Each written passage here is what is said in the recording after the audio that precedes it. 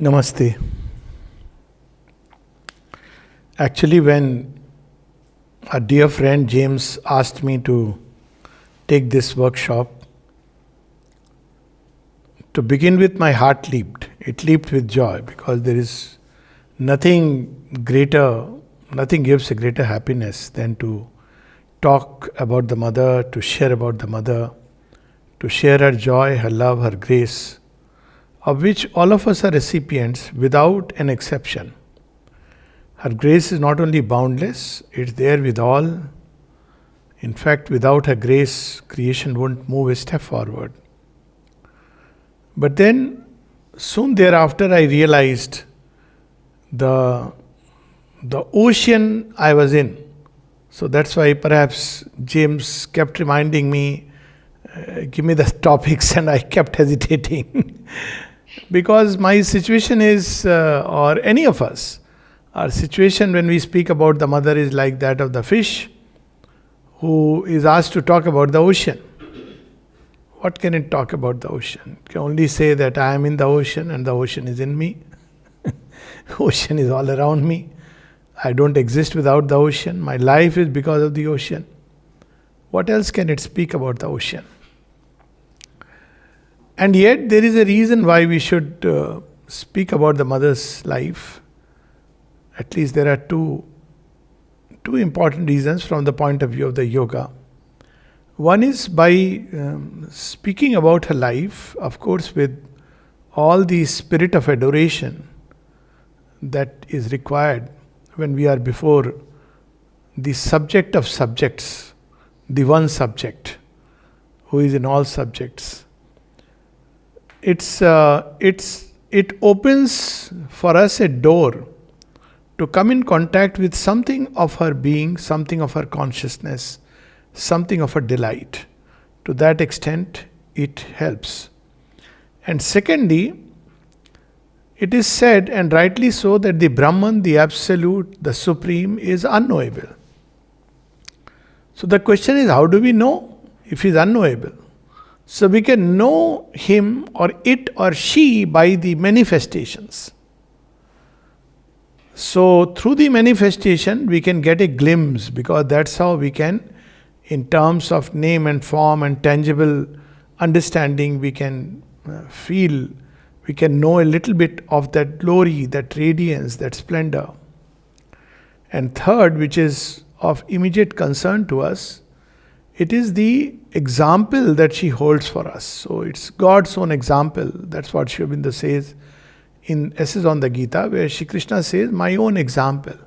A very beautiful verse, where he, after speaking several things, showing several sights, he says, see, I have nothing to achieve, nothing to gain, and yet I am always engaged in action, because if I were not engaged in action, then this civilization, this creation would begin to collapse. And if we look at mother's life, this applies so much more true.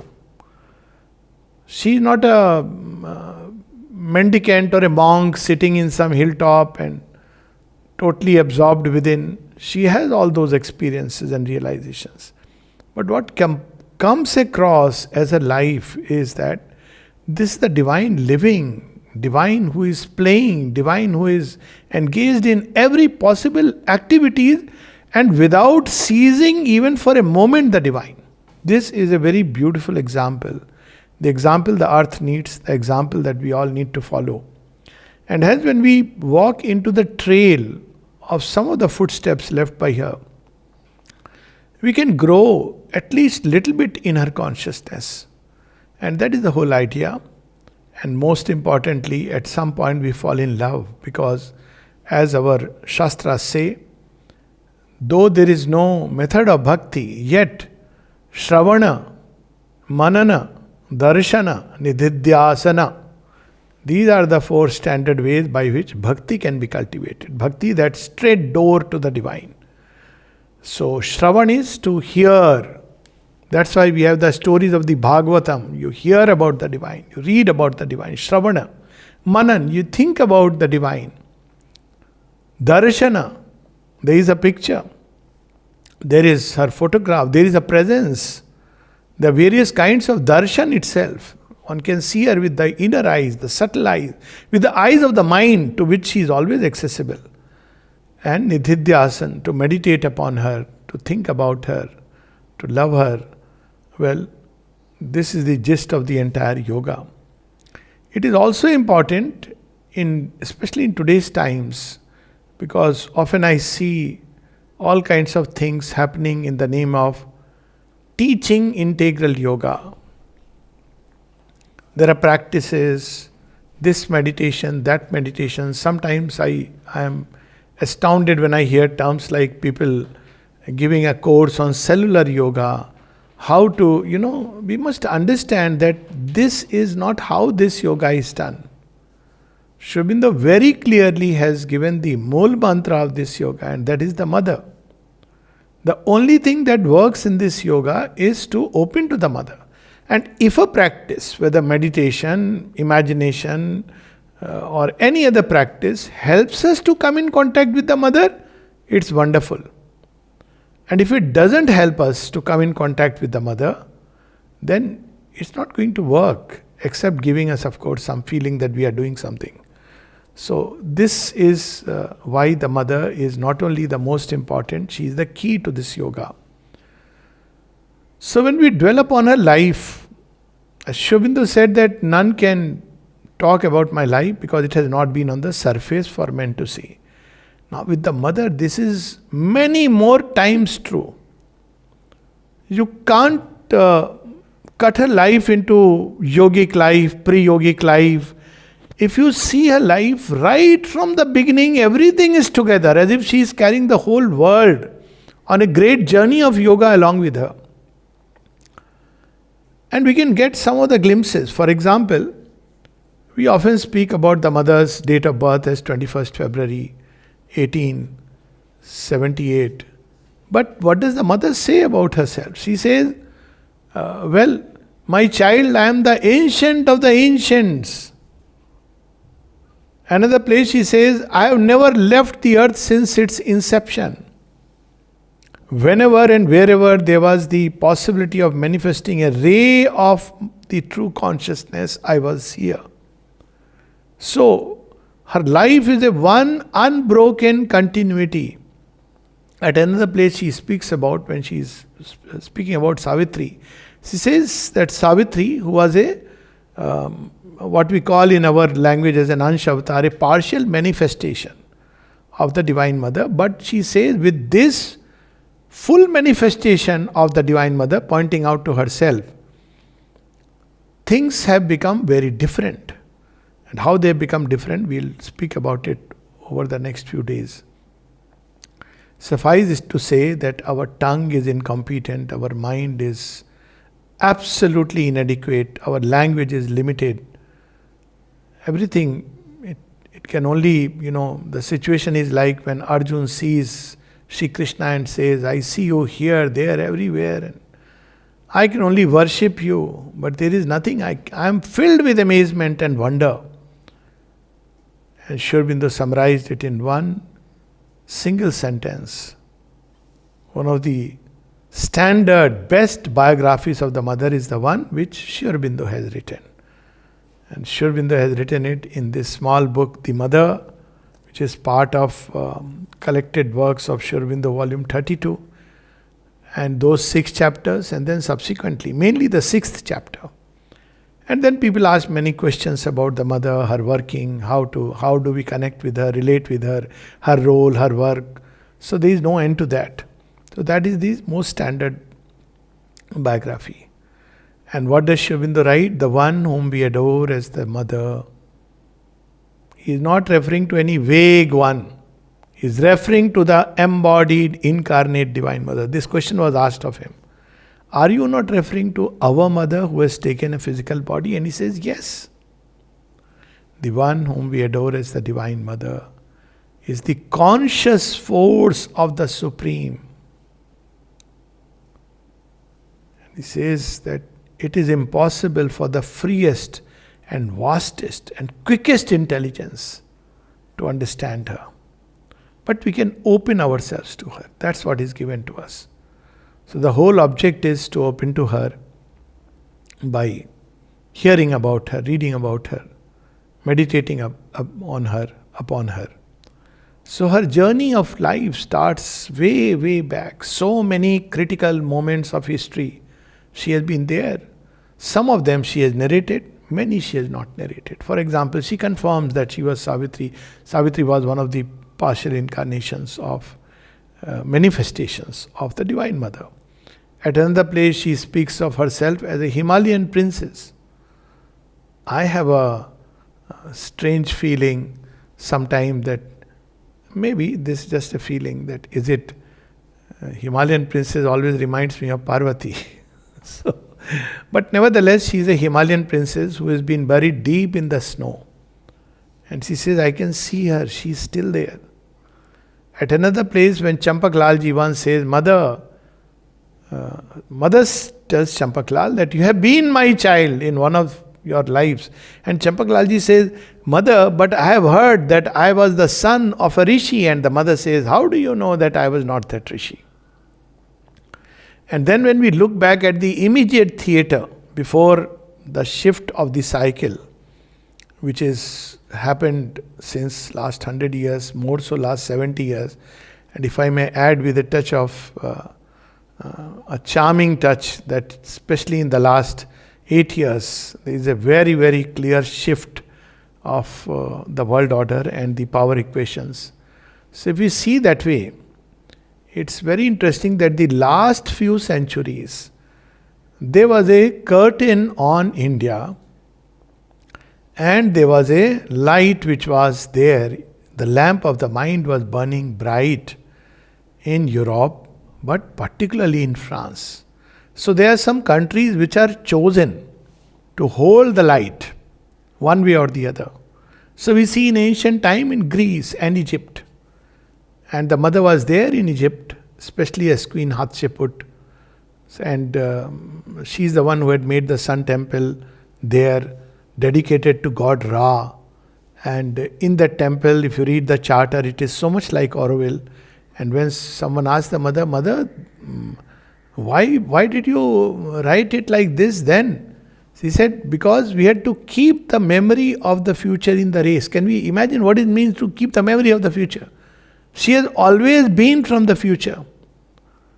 And she is here to bring the future. And she knows this is the future. So way back in the families of the pharaohs, she is there to preserve this truth. One day earth has to realize it. No wonder, from her physical mother's side, she came from the family of the pharaohs in Egypt. And very interestingly, the name of her grandmother, Nani, her mother's mother, was Mira Ismalun, M-I-R-A. Mother's own name is M-I-R-R-A. And she was very fond of Mira Ismalun, and her Nani was also very fond of our mother. And in those days, she was such an emancipated woman. Just imagine, mother's grandmother, who would travel all the way from Egypt to France, to Europe. And she would be selling certain products, certain kinds of perfumes that she has manufactured. It's amazing if you look at it. And no wonder the close relation, even there is a little, one of the gowns that her grandmother used to wear, mother used to be very fond of it, and she would wear that gown, and even on a frock she had put some laces of that. So there was a very close relation. So she comes from that. In Egypt she was there. She was also mother of Moses. So there are different ways he has incarnated in Egypt. Because Egypt was one of the hubs where a kind of evolutionary impetus was working itself out during the entire reign of the pharaohs. And when we look at their history, we can see that very clearly, just like we had the solar dynasty, so they also had a similar idea of a solar dynasty where kings were upholders of the law of truth until it degenerated. Yes, that happened, and then it was broken aside, and Moses was the catalyst, but that's a different story. Then again, she is there in Greece. Greece is another place where at one point of time it was a hub of creative evolutionary activity. And we can't imagine what was the force working behind some of the key personas in Greece. One of them was, of course, we know, Helen of Troy, the most beautiful face for which 1,000 ships were launched. And her purpose, her role was to bring down the entire, empire means the kingdom of Troy. Why? When we look at the cause, is so strange because it had developed absolutely ignoring all the other tribes. It was a very, very developed place, very developed civilization, very developed culture. But it was neglecting all others. So she brings it down. And then after that we see a new Hellenic culture, all that came into existence. Greece became united. That's a different story. She's there during the French Revolution. She's there as the victorious spirit of Murat, the general. And she's there as Mary Antoinette, who goes through the guillotine. And she's there as Joan of Arc. And she's there as Queen Catherine, her immediate incarnation before this one, as Queen Catherine in Russia, who along with Peter the Great were the two people who completely changed the way Russia thought and understood about the world. And whatever things she brought into existence, the way of life, the rules, regulations, till date they are regarded as a standard benchmark. So, and these are but very few. There are many. Yes, so many. And many at every evolutionary point. There's a very interesting... now when we say incarnation, we should be very careful. It doesn't mean that she incarnated. It means that there is a soul which was going through these different kinds of experiences, and it was chosen by the Divine Mother to go through certain experiences so that she can incarnate. The same we see with Sri Aurobindo. For example, one of those, Jhansi Ki Rani, where she watches the movie and she says, it's not quite like that. And Chandradeep ji was sitting there, he asks, why? She says, no, I was there. She has been there. My own little experience, even as Mirabai, that's when I went to Rajasthan, I had this experience. So many, countless, one, just like Shri Krishna says, the countless are my manifestations, many are my births, but you don't remember, but she remembers. And that's why when the mother was asked, and why all this story is important, because it has a connection with our own life. Our own story of life is intertwined with the mother. When she was asked, Mother, have we met in previous lives? She says, yes, my children, all of us have met in previous lives. You don't remember it, but I do. Just like Shri Krishna says, Arjun, we have been together, you don't remember it, but I do. There's also a very interesting thing when we talk about the previous lives. When Sri Aurobindo was asked, why is it that we have come here to you? What special thing have we done? And it is the common thing if you ask any sadhak worth the name, I don't know, in the ashram context or those who are turned toward the mother and Sri Aurobindo, ask what kind of practice you are doing.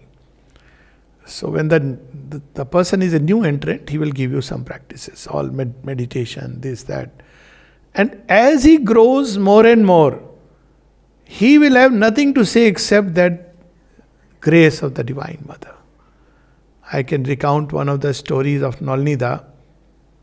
Because when you go through the real challenge, yoga is in real time, it's not a book study. So when real time yoga, when your nature unfolds, not even your nature but universal nature, and you are surprised that these are in me, I thought these are only in the world. And you don't know what to do because it's not a straight line. It's the entire nature is being carried for the yoga. That's what I started with, that how the mother right from beginning, and we'll connect to that in a moment. So then you realize more and more that this yoga, at least this yoga for sure, is impossible without the grace of the Divine Mother. And that's what Sri Aurobindo closes the mother with, that it is the Divine Mother and not any human tapasya or endeavor that can rend the veil and tear the lid. It's just impossible. And only she can create into this life of death and suffering, the life divine, immortality, and the immortals Ananda, and many other gifts that she has brought to us as gifts of her grace.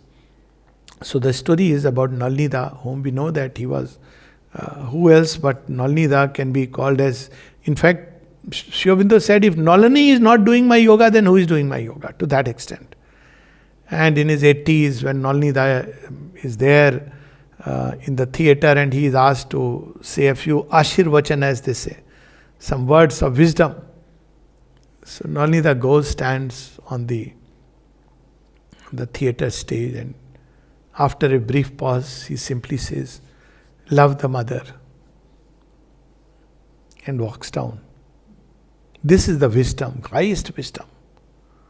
Kapali Shastri, he is the one who has realized Tantra Yoga, Mantra Yoga, Vedanta Yoga, has been under the tutorship of none less but on one side Raman Maharishi, then Vasishtha Ganpati Muni, and then comes to Sri Aurobindo. And he is asked, he is the one who had the spontaneous awakening of the Kundalini on seeing Sri Aurobindo. And he is asked that you have done so many sadhanas. What do you feel you got as a result of so many sadhanas? And he says, why?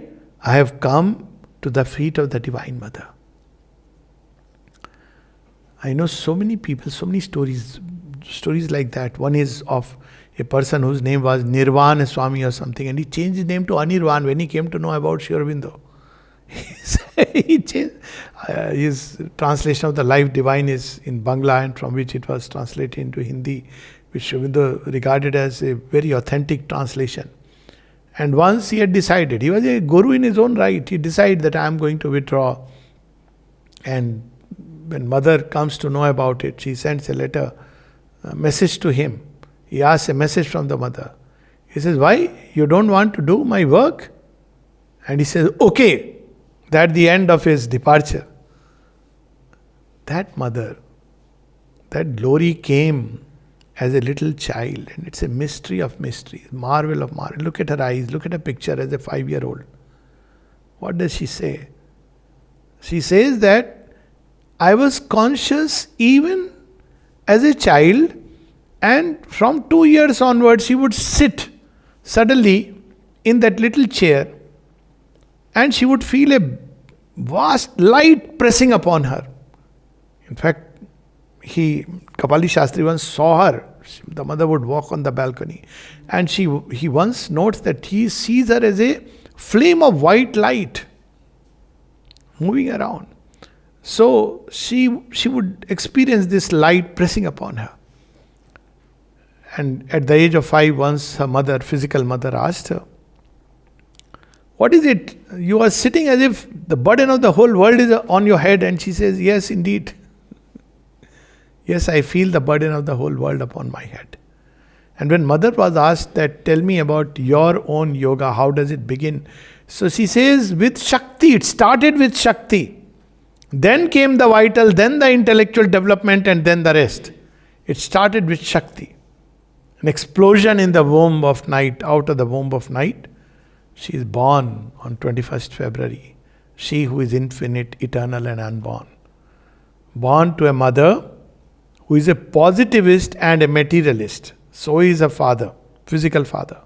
Very strong man. So strong that he could make a horse come down on 4 legs by the elbow, by pressing his elbow. That was the physical strength of her father. And look at the mother. Once his father scolds the mother's brother, or probably gave a spank to him. And the mother tells him with all the force at her command, if you ever do it again, I'll walk away from here. And he's stunned, a little child. And that strong man feels that his whole world has collapsed. And both were positivists and materialists. They believed that only what you see, hear, touch, smell, taste is true. And the mother says it was a very good training. Because she must See the divine, hear the divine, taste the divine, touch the divine, smell the divine. And that's how we see her yoga of the body unfolded. And another thing for which she really says thanks to her physical mother. When the mother was in the womb, and these are lessons of inspiration for all of us, she wanted her child to be the noblest, the best, the highest. Something very similar we see in Sri Aurobindo's father. He also wanted his child to be the best and the highest. And thankfully not best and highest according to exams and the marks. So the best, the highest. And the mother says this was her idea, whatever she understood by that. And she had a physical brother 2 years before the mother's physical birth. And then the mother was born 10:30 morning by the side of a wall. The church was on the other side. The gongs were going on. And the physical mother is born on 21st February. And what does she bring with us? She brings with her, first of all, hope. That's a period which we know what that period is. And not only she brings hope and aspiration, a very new aspiration, when we read through what this little girl was dreaming about, a very new way of life. Much later, the mother writes, when you see her messages to school, last school. Then she says, future school, school of the future, not future school, school of the future. No school. So, what about her own schooling? She would not care to go to school. See, we are so much behind her. So she would not go to school, but that didn't mean that she was not studying. She would be interested in a whole lot of things. She would go to a garden, and there she would talk to gnomes and fairies. She would go to garden and slip into states of trance. That life was so much more real to her, rich life. She would see images and all this, even as a child. She would be fascinated by the world of colors, and she would see beyond them. At 15, when she goes to a church, and suddenly she experiences, as the music is going on, I forget which symphony, I think it was Mozart, but I could be mistaken. Suddenly through the little glass, painted glass, suddenly a ray of light touches her. I think she's not 15, she's much younger. Touches her heart, and she feels so vast and powerful, as if she has grown very vast and powerful. She would hear a sound, and through that little sound, reach to its source. When somebody would chant the word Om, that was in Paris, she suddenly saw the room filled with light, and that kept reverberating within her for quite a long time.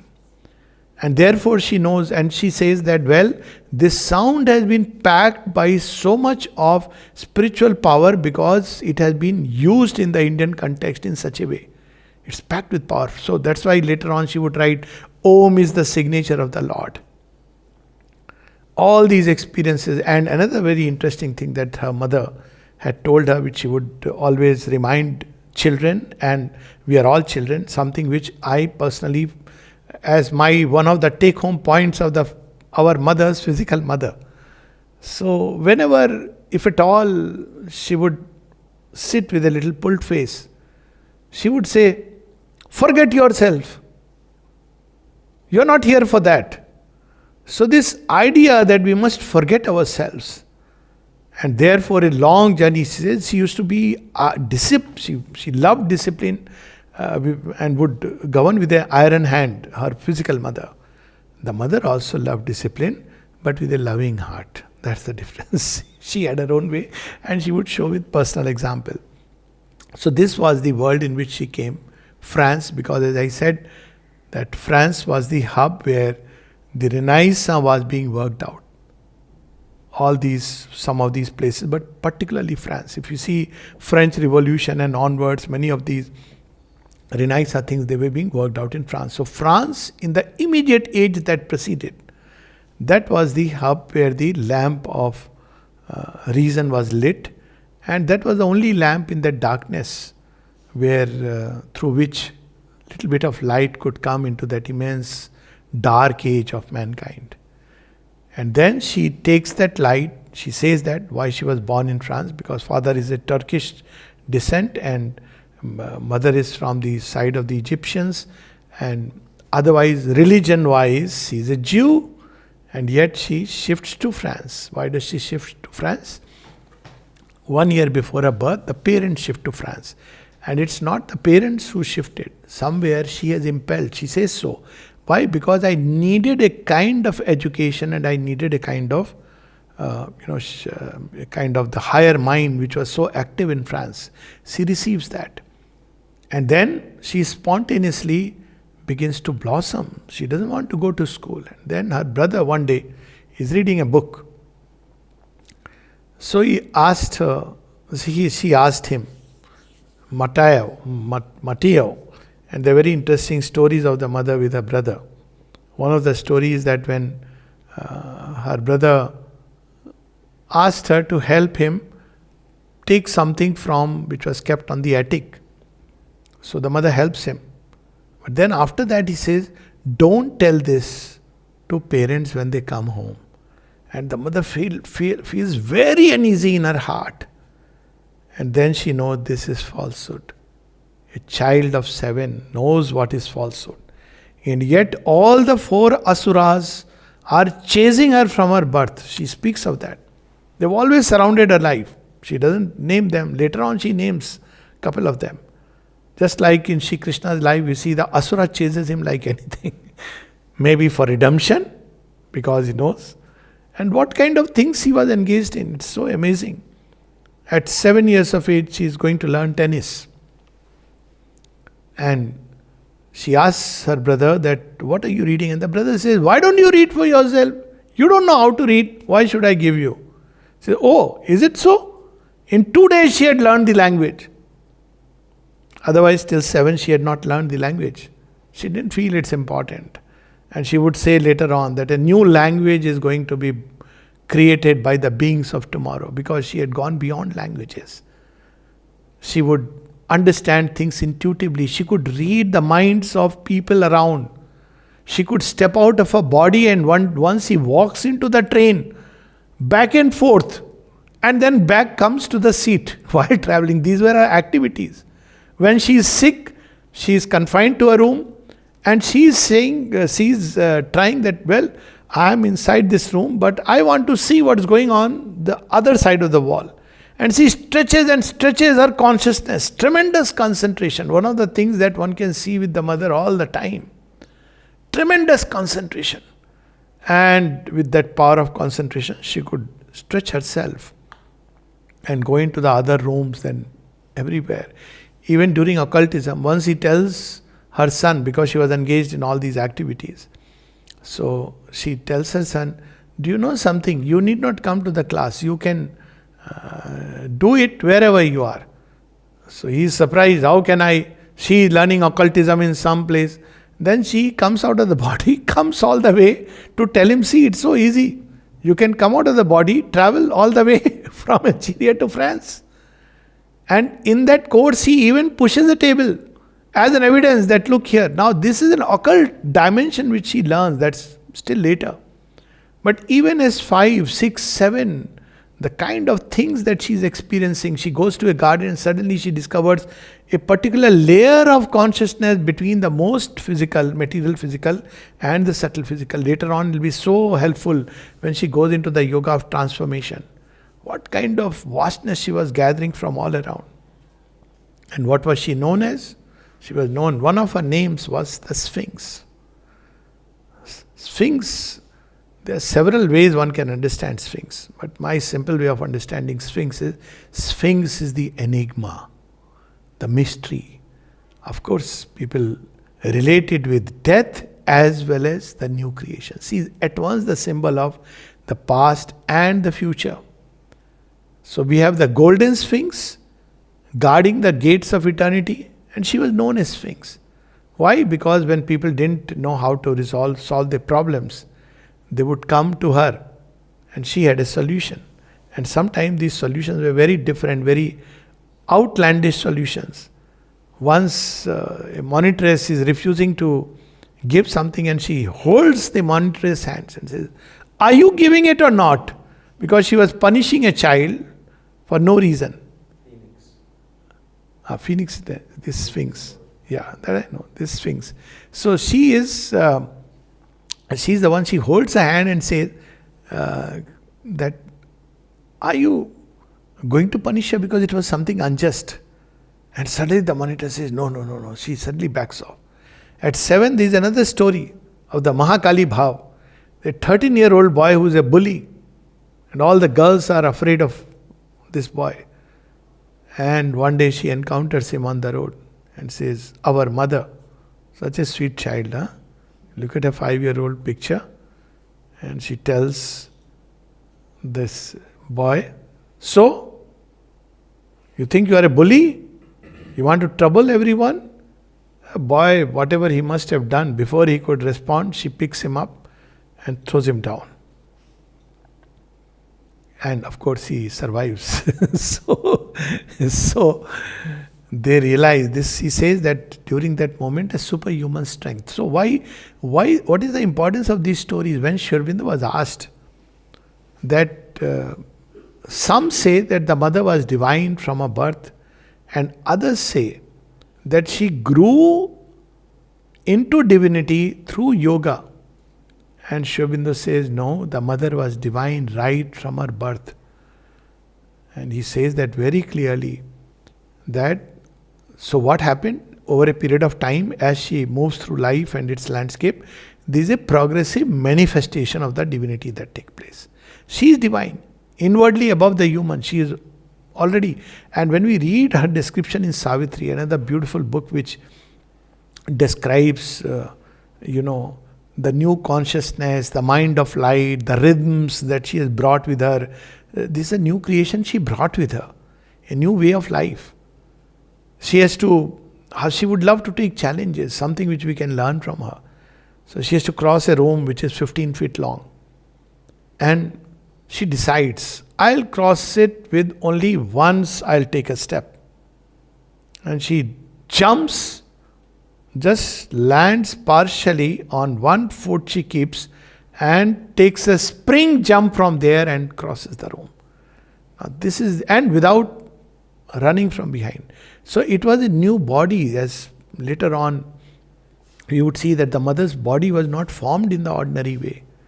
Mahasaraswati, she had gathered all the important elements from the universal mother, all the elements in creation which are needed for her body, because this body had to be prepared for becoming a bridge for crossing over. It was not just the gate, it is the gate. That Buddha speaks about it, Krishna speaks about it, Christ speaks about it. So as an avatar, she is the gate. But more importantly, her body also is the gateway towards a new body. And this body was prepared in a very special way. And that's why Sri Aurobindo says in 1949 or 48, if one of us must leave, it must be myself, because your body is prepared in such a way that you alone can fulfill the yoga of transformation. So all these and many, many beautiful things for her life was amazing. And if I look at the way she was communicating with animals, communicating with plants, this is what conscious life is about. She communicates to animals. When there is a cobra sitting in front, she is not afraid of the cobra. She is trying to see why this cobra is angry at me. And then she realizes that she is sitting, I am just going here and there in terms of time, because important is the message that her life brings.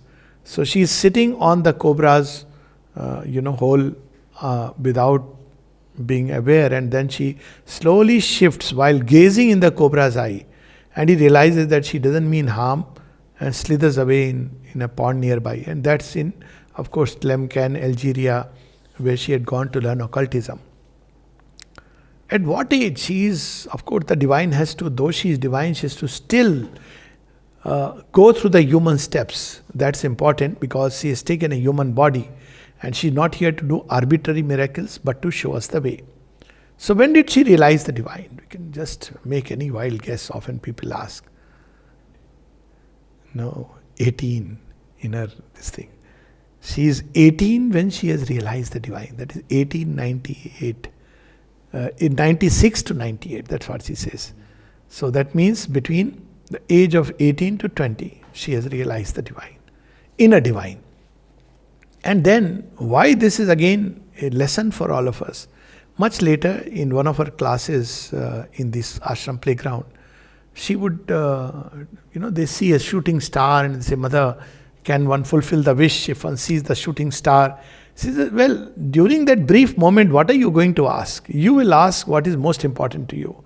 And then she says her own example. That's why I said God's own example. She says that, well, when she saw it, she said, I will realize the divine by the end of this year. And she says, within 9 months, she had realized. And she gives us an example. If that moment's aspiration can persist. And then she says, your life is so easy, you all are living surrounded by it, so you forget to aspire.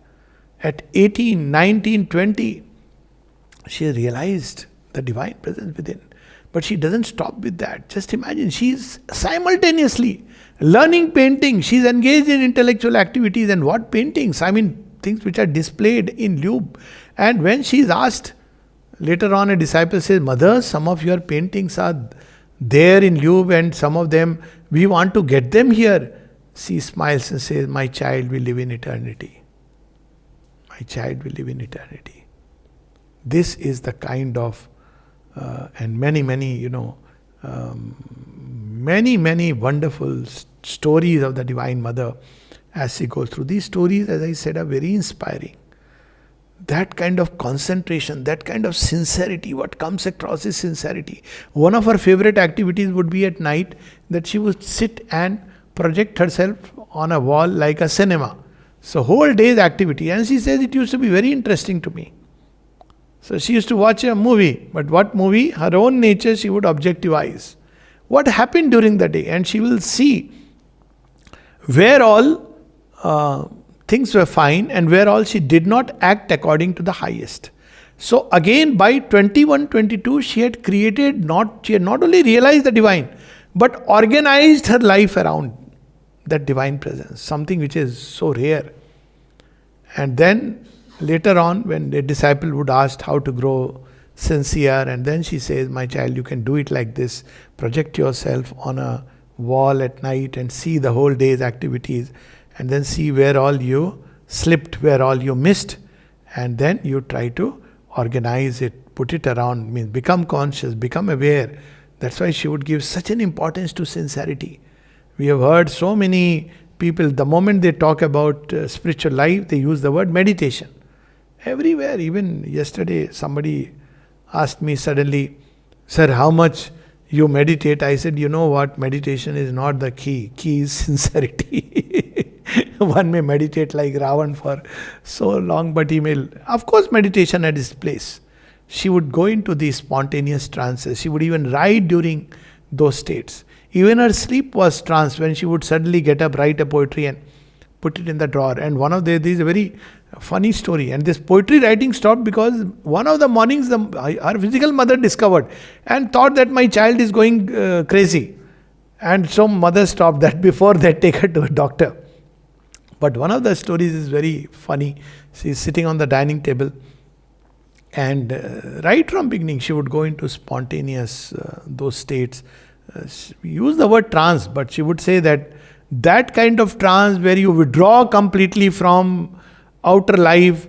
She told Sri Aurobindo when she came and met him, I have never experienced that kind of trance when people completely withdraw from outer world. He says, nor have I. Now, why? What does it mean? That kind of trance where you withdraw from the outer world is a trance about which the Isha Upanishad says, Andham Tama Pravishanti. Those who are living in this multiplicity, but a greater darkness they go in, who live in that light alone. So right from beginning, she was living the truth of the Chatushpad Brahman. Brahman is not only in the inmost, but also this outer field. And she would say, when Champaklaji recounts one story when mother would go into this kind of trance. This is not the typical those, but we have to use this word. And nobody knew how long, because she had so many calls, so many pulls, so many people calling her, and she would constantly be responding. And Shubindu said she is responding constantly, but if she can remember, she can bring out who called and what. But if she has to literally remember in her outer consciousness, it would be like an encyclopedia. So she would be going in all even like when in the physical body. So when she came out, she suddenly tells Champaklaji, because these people were little, distracted. She says, my child, even in this highest state, even in my supramental state, I know everything of what is going on outside, including the ticking of the clock and your thoughts simultaneously. So that is the kind of trance she would go in. So as a 15, she recounts she is sitting on the dining table and she is told by all the people in the house that, see, a big man is coming, some mayor or somebody, and so you people should be, both the brother and sister should be well behaved. And she is the last thing about mother is well behaved for the sake of others. She would say that we are not here to please someone or speak in the name of some doctrine or some person. Knowingly or unknowingly, this body has always been the servant of the Lord. Always it has spoken what the Lord has wanted it to do and speak. So, see here, she is sitting on the table and suddenly with the fork in her hand, she goes, vroom. A fork, imagine, a girl holding the fork on the dining table, and everybody is there. What has gone wrong with her after some time? And she says they were all so shocked, and I was laughing inside uncontrollably because of what she experienced, how she was experiencing life. So this was a kind of life, rich in a life. She never said what she used to experience during those trances. But Shubindu knew, and he says, yes, neither have I experienced that kind of trance where one become oblivious of the outer world. Can for such a person we say, she left the body on 17th November 1973. I can only share a very personal reminiscence. So I have not seen the mother with these physical eyes, but I know that she has seen me and all of us who are here and all of us who are listening to this. And it was so natural to connect with her directly inside that the thought that she was born and she left, though I had read about her life, but this never came. Somehow it didn't come. She is a real living presence. I am sure many of us will connect that way who have been fortunate enough to practice the yoga outside. And then when I came, I heard someone say, when the mother was here and when the mother was here. And I said, what do you mean by this, the mother was here? No, I mean, she left the body. I said, but we have never experienced like that. Then he recounted a story. A story is of our Ravindraji. And Ravindraji, once some of these people who came later on said, you were so lucky that you saw the mother with your physical eyes. She says, maybe, but actually, you people are more lucky. And the youngster asked, why do you say so? He says, because we saw her with the physical eyes. We kept seeing her physical movements. They didn't remember what Sri Aurobindo said. Even for the freest and quickest and swiftest intelligence, it's impossible to fathom the mystery. Whereas you people, because you have not seen her with the physical eyes, you can much more quickly, much more swiftly feel her inner presence inside you. And yet, there is a reason. And this is what the mother kept saying. You think I am this. She would pinch her skin and say, you think I am this. You think I am this body. You think I am this. And she keeps saying that, physical nearness means nothing if you don't enter into the state of inner nearness. And yet there is a reason why she takes a physical body. And the reason is transmutation of matter. It's a new kind of journey, a new odyssey on which she launches us, body, physical body itself. And therefore, this body is irreplaceable. So very often people say, which mother should we? There is a divine mother, universal mother. Yes, world mother is well known in Indian thought, nothing new. But as far as the yoga of physical transformation is concerned, it is this embodiment which is the door and holds the key. Universal mother is always there. There have been so many saints and sages. Read the bhajans of Ram Prasad. Read, of course, the life of Sri Ramakrishna. How real. But the physical embodiment serves a purpose. And that purpose is that through this body, the bridge is being built between human body and the divine body of the future. Therefore, if we want to, of course, for getting a protection anywhere, even without the embodiment, Divine Mother, whoever has ever called the Divine Mother, she has responded. In Indian thought, we have so many stories. But for physical transformation, it is this Divine Mother who takes up a human body, because what she has worked in a body can easily enter into us and all of us. It has already gone into the earth. Her cells still vibrating with the supramental presence. Of course, Sri Aurobindo cells also. But all that was transformed, that's a whole journey we'll talk about maybe tomorrow or day after. So the fact that she took the human body, otherwise she could do everything from there. Somebody asked this question to Sri Aurobindo, why does the divine has to take a human body? He can do everything from up above. He says yes, for everything else he can do it from up above, or through the vibhutis, or through countless saints and sages. But the human body is taken only because a work has to be done on the body directly. The physical matter must come in direct contact with the Divine Mother or with the divine glory, and this glory also, because there has been a whole series of avatars. This glory comes bringing something new.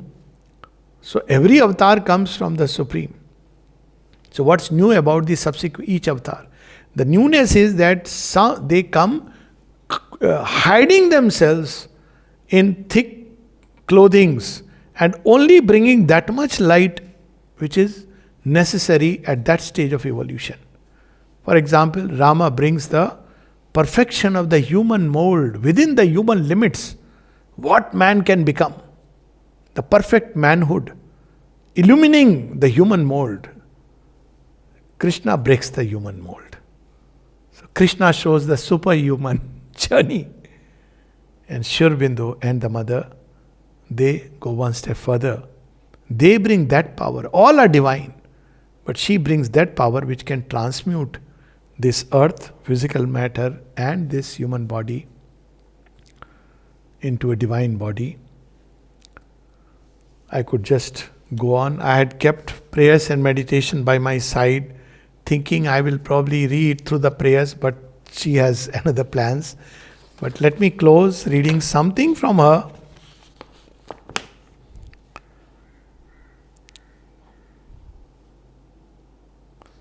Myself and my creed. Okay, first. Since the beginning of the earth, wherever and whenever there was the possibility of manifesting a ray of consciousness, I was there. I belong to no nation, no civilization, no society, no race, but to the divine. I obey no master, no ruler, no law, no social convention, but the divine. And how she became conscious of her mission? When and how did I become conscious of a mission which I was to fulfill on earth? And when and how I met Sri Aurobindo? These two questions have been asked, and she gives a short reply. For the knowledge of the mission, it is difficult to say when it came to me. It is as though I was born with it. And following the growth of the mind and brain, the precision and completeness of this consciousness grew also. This from Collected Works of the Mother, volume 13. Between 11 and 13, and this experience she has recounted in prayers and meditations.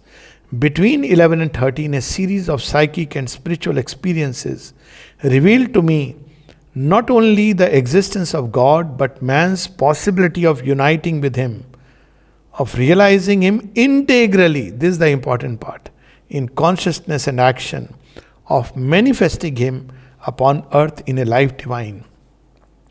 This, along with a practical discipline for its fulfillment, was given to me during my body's sleep by several teachers, some of whom I met afterwards on the physical plane.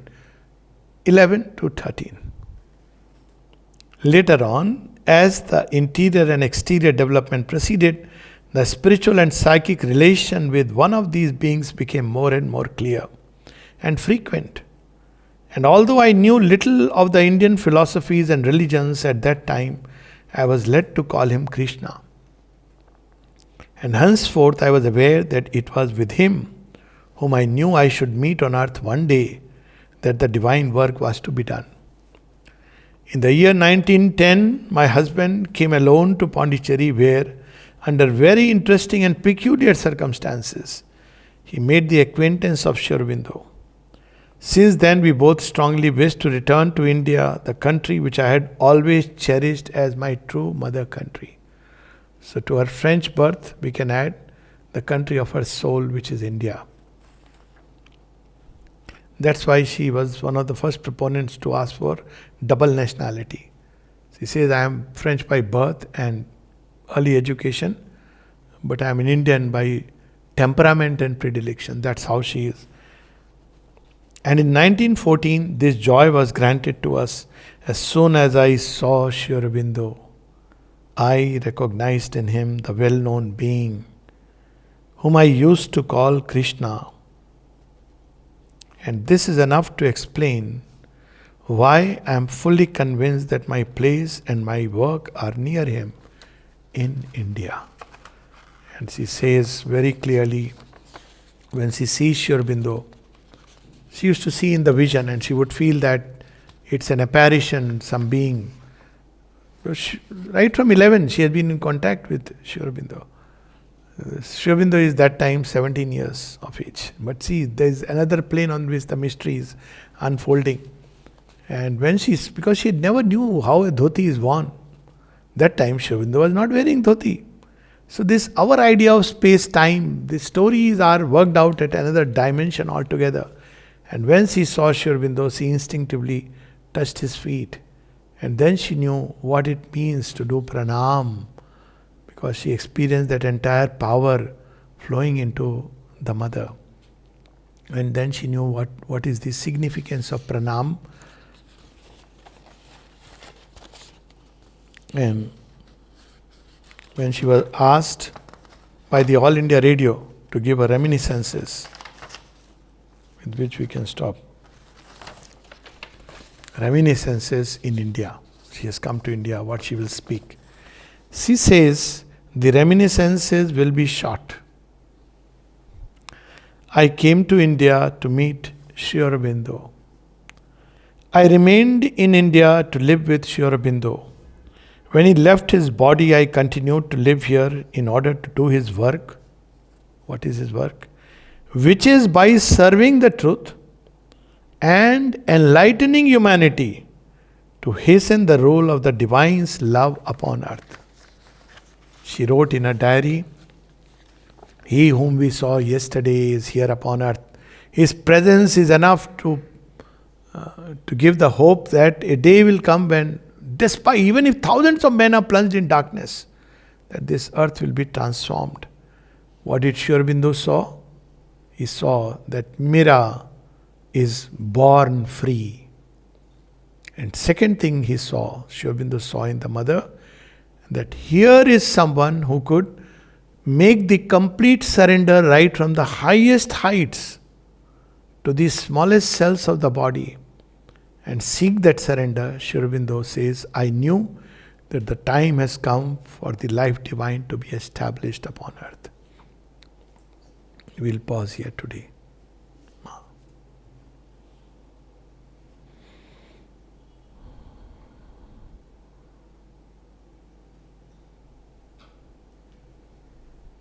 I don't know. We can post questions on the group probably. Thank you, Dr. Locke. Yes. Wonderful session. Very enlightening. questions they want to ask. Or post it on the group anyways. Yes, post it on the group as well. Namaste, James. So can I ask a question? Yes, please do. Of course you can, Manan. Namaste, Alok. Namaste. My question is around some of the conversations with the mother, and she has, amongst other things, said that when we solve a problem within ourselves, when we resolve an inner contradiction, we also solve it in a way for the world. Yes. You talk about the representation. Yes, so that, of course, I'll be doing it on the third day at length, because it's about the yoga. But basically, the world is a single continuity. So there is this interconnectedness, not only interconnectedness, there is the whole nature is a single unit, universal nature. One of the experiences that Sri Aurobindo says comes early on the Gita, that when we separate from nature, we understand this is not my nature, your nature, but this whole nature is one movement. But the ego self selects a particular movements and says, this is me. So when we begin to step back, we look at that, the whole area begins to enlarge. And this is important because that's how the ashram itself was founded. Because he says that initially, whether we both should go ahead with the realization, transformation, or we carry everybody. And she says the choice was evident, spontaneous. We decided to carry everybody. Why? Because for the simple reason that after a certain point, you anyways carry everyone within you, because the consciousness begins to enlarge. So it implies two things, that all those with whom we are in contact with, all those who are on the path, who are, I'm putting it like that, even otherwise, even when we are not on the path, we are like surrounded in a mass of vibrations, we don't realize it. But for those who have taken the path, as we grow in consciousness, we automatically tend to exert a pull on all others who are yet striving and struggling. So this is one part of the collective yoga, not representation, but the collective yoga. Second is, because of this continuity, because of this connectedness of the universe, each element in us, a particular kind of element, is connected with the whole similar element in the whole universe. For example, if I have an issue of anger, so anger is not only in me it may be an issue, but it's in the whole universe. So every time I work upon the element of anger within me, if I am engaged in yoga, even otherwise, it helps somebody else, because, well, a possibility opens its door on earth that, well, anger can be conquered. But here there is something else. Here it's transformation of that element. So once a particular element is transformed, as Mother says, win your little victories within the yogin on the path of integral yoga. I am using the word yogin in a very wider sense. Then by the contagion, by the contamination, because he is a representative of humanity, this becomes easier for many others who are part of our human self. So it's again like the 100th this principle, or magnetic resonance, morphogenetic resonance. So each one of us who conquers a difficulty within us, this difficulty becomes easier to be conquered in the world. And in that sense, we are all representative humanity. So we need not take many people on the path, but few who are ready as representatives. That's the original plan. That's how the Mother and Sri Aurobindo, they have not made this into a mass movement. But each individual who enters into the yoga carries a difficulty and a possibility. By resolving this difficulty within him, conquering it, transmuting it at different levels at which it can operate, he makes it easier for others. And by opening and realizing the door of possibility within him, he makes it easier for it to be realized in others. So that is this part. We'll talk about the yoga more on the third day. The Mother had, in the closing I may say, she had realized incidentally the Buddhist yoga, the yoga of the Gita, the Raj Yoga, the Kundalini Yoga, she had translated, many people may not know. Narada's Bhakti Sutras, the not Saundarya, what is that Buddhist text? I have forgotten the name, but there is a Buddhist text which she, no, not Dhammapada. There is another Buddhist text, Sundar something. Anyways, so she had translated that. The English translations were available. She had translated into French. Ishavasya Upanishad, Narad's Bhakti Sutra, she had translated that into French at some point of time. Many of these writings, including her philosophical writings, they've been lost because they were doing it for that Cosmic Philosophy, that magazine. And just for information, just to contemplate upon it, what kind of surrender. She came and lived here 1920 onwards, she never went back. In 1947, her physical mother left her body. The mother remained here. She did not see, look. It just to understand the magnitude. Even yogins, when the physical mother departs, they tend to, go there. But she was so much, and she could do it while there. So many stories. While being at one place, she could govern the whole creation and the whole world.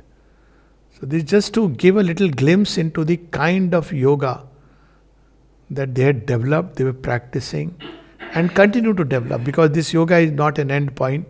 It is continuing in humanity. It's just about how many 100 years old? It will be 100 years old in 2026, this yoga. Because from 1926 it was given to mankind. Before that, Sri Aurobindo and the mother have done it within themselves. So, integral yoga is not even 100 years old. So, we can imagine how its power is going to grow exponentially. Okay, so we'll pause here. We'll meet tomorrow, and most welcome to write questions on the group. Sure. Thank you, Dr. Alok. And see you all tomorrow, everyone.